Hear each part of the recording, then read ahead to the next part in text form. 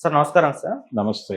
Sir cinema దర్శకులకు Venkaiah Naidu గారు కూడా ఒక చురకలు అంటించారని చెప్పుకోవాలి సార్. ఎందుకు అనంటే మొన్నటి నుంచి కూడా మనం రీసెంట్ టైమ్‌లో మనం చూస్తున్నాం. వస్తున్న మూవీస్‌లో అసభ్య పదజాలం ఉపయోగించడం, లేదంటే సినిమాలో హీరోలు నెగెటివ్ షేడ్స్‌లో ఉండడం, స్మగ్లర్‌లో హీరో వీటిపైన ఒక చర్చ జరుగుతుంది. చాలా మంది బహిర్గతంగా విమర్శలు కూడా చేస్తున్నారు. ఇప్పుడు అదే జాబితాలోకి వెంకయ్య నాయుడు గారు కూడా చేరిపోయారు. ఆయన కూడా అంటే ఇటువంటి సినిమాలు ఎందుకు ముందటి సినిమాలు 'మాయాబజారు', 'మిస్సమ్మ' ఇలాంటి సినిమాలు ఇప్పటికి కూడా మనం మాట్లాడుకుంటున్నాం. అటువంటి సినిమాలు తీయొచ్చు కదా! కామెడీ బాగుండాలి గానీ అసభ్య పదజాలంతో కామెడీని వర్కౌట్ చేయడం ఏంటి? దీనివల్ల పిల్లలు ఏం నేర్చుకుంటారు? అంటూ ఆయన కూడా కాస్త చురకలైతే అంటించారు సార్. మరి ఆయన మాటల పైన మీ ఒపీనియన్స్? అంటే కీరవాణి గారు చాలా కాలం క్రితం ఒక విషయం మాట్లాడాడు పబ్లిక్ డయాస్ మీద. 'ఘరానా మొగుడు' సినిమా తర్వాత దాదాపుగా సంగీతం భ్రష్టు పట్టిపోతోంది. ఒకనాటి సంగీతం రసరమ్యంగా ఉండేది, ఇప్పుడు సంగీతం చాలా దారుణంగా ఉంటుంది అని మాట్లాడేవాడు. ఈ మాట్లాడటం అనేది చక్రవర్తి గారి గురించి కూడా అలాగే మాట్లాడేవాడు ప్రపంచం. చక్రవర్తి గారు వచ్చి మొత్తం గందరగోళం చేస్తాడు. ఒకప్పుడు సినిమా సంగీతం ఎలా ఉండేది, ఈయన వచ్చి చేస్తున్నటువంటి సంగీతం ఏమిటి, ఆయనేమో హైయెస్ట్ పెయిడ్, పైగా కమర్షియల్గా ఆయన ఉంటే తప్ప సినిమాలు ఆడవు అనే పరిస్థితుల్లో ఆయన్నే పెట్టుకునేవాడు. అలా 960 సినిమాలు చేశాడు ఆయన. రెండో వైపు ఆయన మీద ఈ దాడి జరిగింది. చక్రవర్తి మరీ అనేవాడు. అదే ఆయన నుంచి వచ్చిన శిష్యుడే కీరవాణి. ఆయన 'ఘరానా మొగుడు' పాటల మీద వచ్చినటువంటి కొన్ని కామెంట్స్ని ప్రస్తావిస్తూ మా గురువు గారికి కూడా తప్పలేదు ఈ గోల అని చెబుతూ ఇప్పుడు ప్రజెంట్ జనరేషను చక్రవర్తి గారు చేసినటువంటి మోగ ప్రేమ పాటలు, అద్భుతమైన మెలోడీస్, చీకటి వెలుగులు అని మాట్లాడుతున్నారు. కానీ ఆ సినిమాలు విడుదలైనప్పుడు ఆయనకు ఆ గౌరవం లేదు.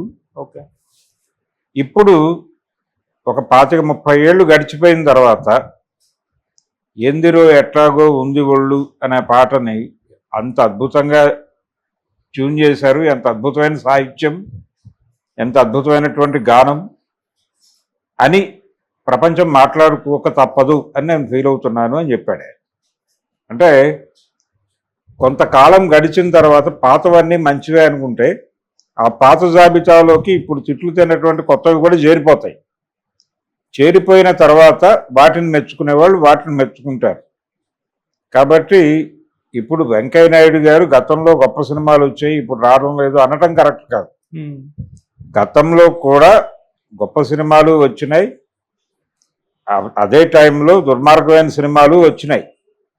ఇప్పుడు హీరో దారుణం అయిపోయాడు, విలనే హీరో అయిపోయాడు, ఒక రకంగా స్మగ్లర్ హీరో అయిపోయాడు అని అడవి రాముడికి పుష్పకి పోలికలు పెట్టి చాలామంది మాట్లాడారు, పవన్ కళ్యాణ్తో సహా. పైగా స్మగ్లర్ క్యారెక్టర్ చేసిన వ్యక్తికి జాతీయ పురస్కారం ఇవ్వటం ఏమిటి, సమాజానికి ఏ విధమైన సందేశం ఇచ్చినట్టు వీళ్ళు అని కూడా మాట్లాడారు జ్ఞానులు. కానీ స్క్రీన్కి ఇచ్చినటువంటి ఒక ఇంటర్వ్యూ, స్క్రీన్ అనేటువంటి ఒక పేపర్ ఉండేది ఆ రోజుల్లో, స్క్రీన్కి ఇచ్చిన ఇంటర్వ్యూలో సలీం జావేదులు ఒక అద్భుతమైన విషయం చెప్పారు.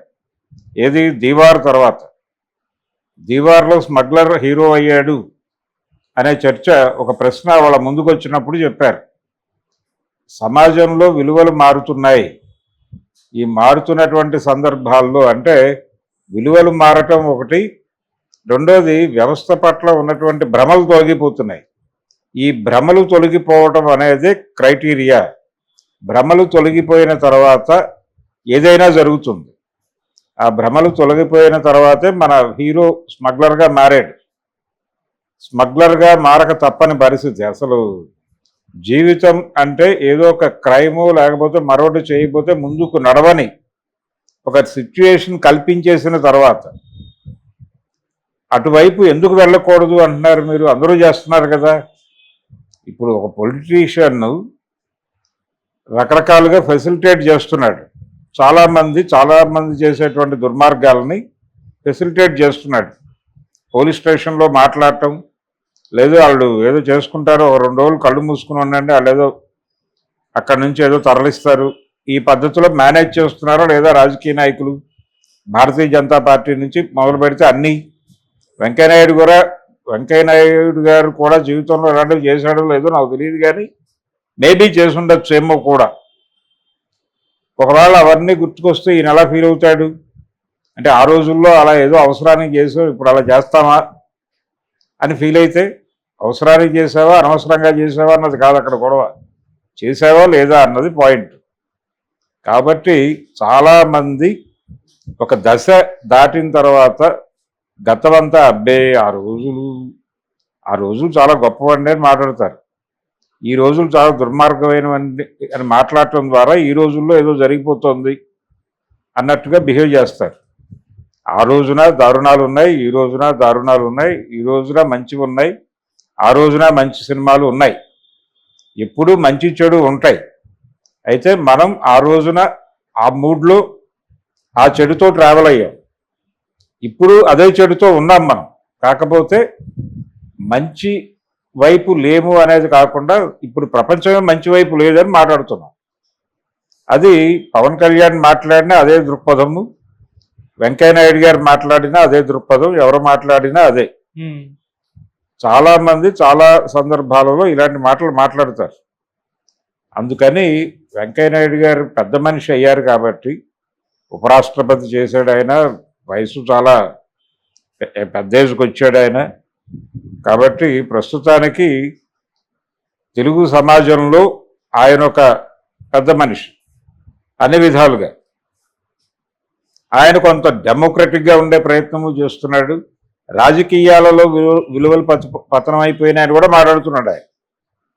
రాజకీయాలలో విలువలు పతనమైపోవడానికి నిదర్శనమే తనలాంటి వాడు క్రియాశీలక రాజకీయాల్లో ఉండలేని పరిస్థితి అనేది ఒక ఎస్టాబ్లిష్మెంట్ ఇచ్చి చేసినటువంటి స్టేట్మెంట్. ఇవన్నీ ఆ ఆక్రోశం నుంచి వచ్చినవే. ముందు ఆ ఆక్రోశం తగ్గాలంటే అది తగ్గదు, అది కొనసాగుతుంది.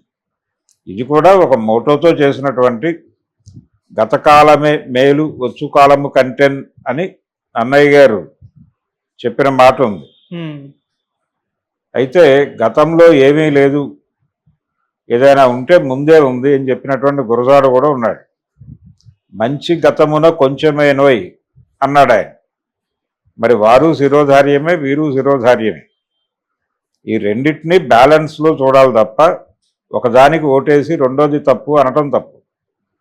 వెంకయ్య నాయుడు గారు బ్యాలెన్స్ కోల్పోయి తన్ని తాను ఒక గొప్ప వ్యక్తిగా, విలువలున్న వ్యక్తిగా ప్రొజెక్ట్ చేసుకోవటం కోసం పడుతున్నటువంటి తిప్పల్లో భాగంగా ఆ రోజుల్లో అని మాట్లాడుతున్నాడు. ఈ ఆ రోజుల్లో అని మాట్లాడుతున్నారు అంటేనే వీళ్ళు ఇంకేదో మసిపూసి మారేడుకాయ చేయబోతున్నారు అని అర్థం. వెంకయ్యనాయుడు గారి ప్రకటనని, పవన్ కళ్యాణ్ గతంలో మాట్లాడిన మాటలని, అలాగే పుష్పకి నేషనల్ అవార్డు రావటం ఏమిటి అని నోర్లు నొక్కుని ఆశ్చర్యపోయినటువంటి వాళ్ళందరినీ ఇదే ఘాటు చూడాల్సినటువంటి అవసరం అయితే ఉంది. Okay sir, thank you so much. Thank you.